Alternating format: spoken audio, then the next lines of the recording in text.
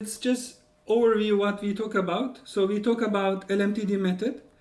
So we mentioned there are two different methods that you can use in heat analysis of heat exchangers.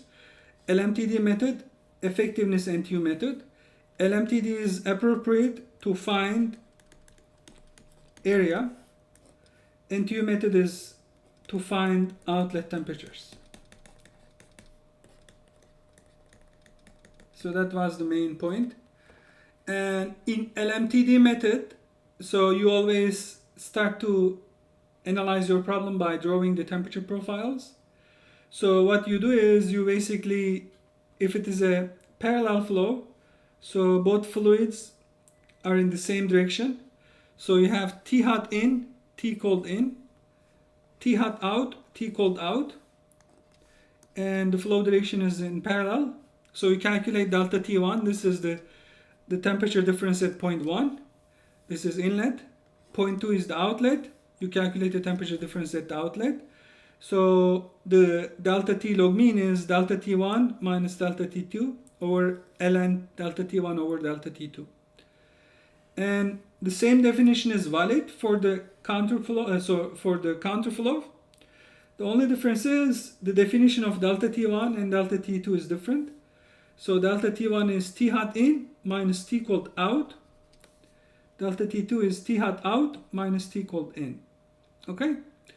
And that is basically the analysis.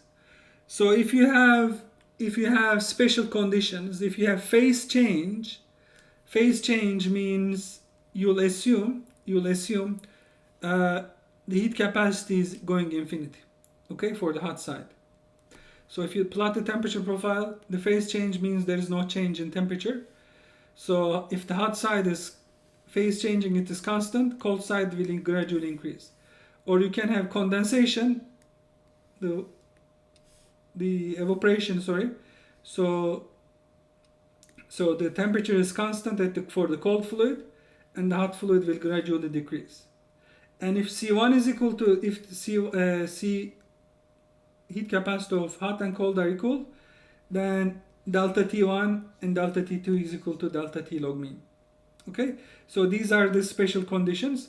If you have phase change, or if you have one fluid at constant temperature, or if delta T1 is equal to delta T2, these are each equal to delta T log mean.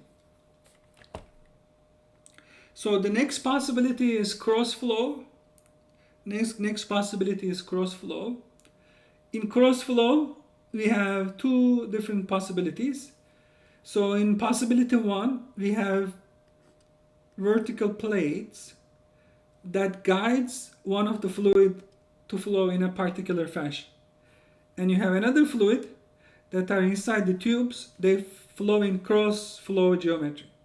So the pink ones flow inside the tubes, let's say from back to front, and then you have a fluid coming from side, from left to right, but they have channels that guides them. So that means the fluid entering here will not be mixed. They are not going to be mixed with the different layers. So each layer are going to follow a particular pathway that is defined by between two plates. So if this is the case, we call them both fluids are unmixed with respect to each other. So the pink fluids are restricted inside the pipes. They cannot be mixed. And the fluids between the plates are restricted between the plates. They cannot go to another plate. So that's why this is called unmixed. So that's case A. In case B, so you remove the plates. So you have a big container, and the flow is still from left to right for the outside. And pink fluids are still within the pipes. So one fluid is unmixed, the pink ones is unmixed. On the other hand, the other one from the cross flow, they can go, the ones that are coming from the top versus the one coming from the bottom, they can mix. So one fluid is mixed, one fluid is unmixed. So these are the two different cases. So it's important to remember the definition of the cross flow with respect to mixed and unmixed. So if you are if you are doing this analysis, so we have cross flow and parallel flow, and then counter flow. So the cross flow, efficiency wise, in between parallel and counter flow. So the cross flow in terms of efficiency between parallel and counter flow. So that means if I want to calculate delta T log mean for the counter flow, I have to use a correction factor. So this correction factor is called F. So what you do, you calculate delta T log mean for the counter flow. So you calculate the delta T log mean for the counter flow. Assume this is behaving as a counter flow, and introduce a correction factor F to calculate delta T log mean for cross flow. In the cross flow analysis, you assume it is first a counter flow, and then you calculate correction factor. So in other words, delta T log mean cross flow is equal to delta T log mean counter flow multiplied by F. Counter flow multiplied by F. So this F is a function of two variables, R and P and R. So these terms are defined as follows. T indicates tube side, small t. Capital T indicates shell side. Small t for tube, capital T for shell side. Okay?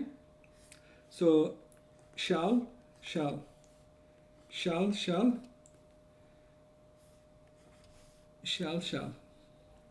One is inlet, two is outlet. So T2 minus small t2 minus small t1 divided by capital T1 minus capital small t1 is P, and R is defined in here. So you calculate R and P based on the temperatures. So again, this is LMTD method. We know the temperatures. Temperatures are known.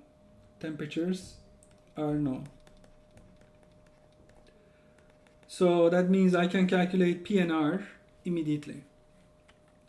So after you have P and R, so you look into the tables and find what is F. So again, before we go to the cross flow, you also want to talk about shell and tube heat exchangers. That also involves, if you just think about it, so it starts as if the flow for the shell side is this way, so it starts as a parallel flow and it changes back to the counter flow. So this is, again, is not a fixed, it's not a single parallel flow, it's not a single counter flow, it's a combination of both. So that means the correction factor can also be used this for the shell and tube heat exchangers as well. This is the first table. I would like to show it to you. So what you do, you calculate R and P. So you read your P value from the definition that I just gave you. So definition is here. You calculate the P value, and then you read your R value. Let's say 0.8, P is 0.5.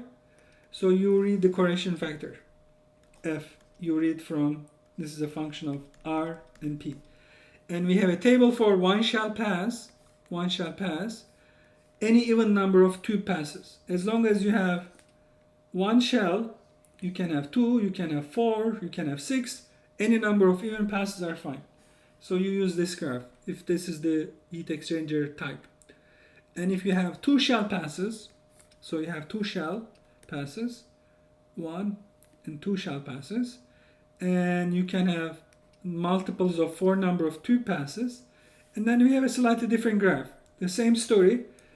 You calculate F is a function of R and P.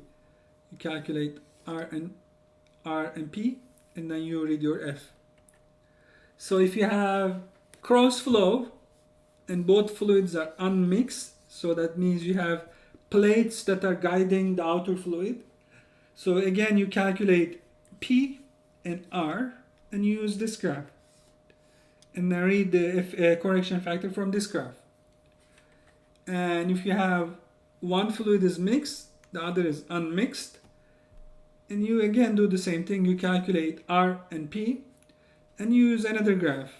So you read the correction factor from this graph. So if you have a phase change,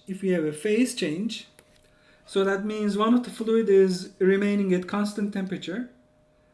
Okay, if this is the phase, if you have a phase change, and if you have a condenser or boiler any type, even if you have a cross flow, F is 1 always. Okay, regardless of what kind of configuration you have, shell and tube, cross flow, F is always 1 for the phase change. Okay, that's important to remember.